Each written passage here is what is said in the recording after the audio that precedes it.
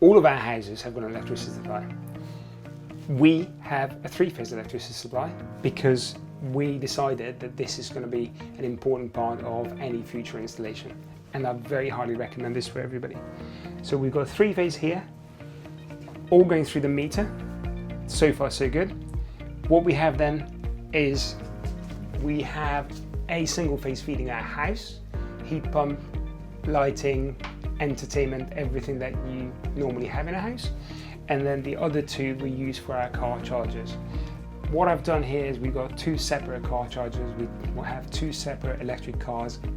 They both feed 1 car at night if we needed extra electricity. Everything is based on metering and monitoring the energy supply and the requirement of what we have used and how we're using it. Okay, all of this is very important. Furthermore, what we have is to run this system is we have various flashing boxes here, which are actually relays and audio servers.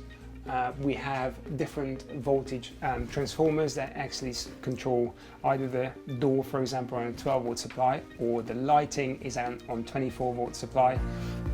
Speakers are on 24-volt, and most of the houses run on 24-volt, which actually gives us a better, safer installation. What we have here as well is a backup should we have a blackout, should we have a power cut. This system is designed to run purely from our batteries that we have got stored in the garden. This will give us a backup supply on all the lighting, the entertainment. The office will carry on running, so we can carry on working.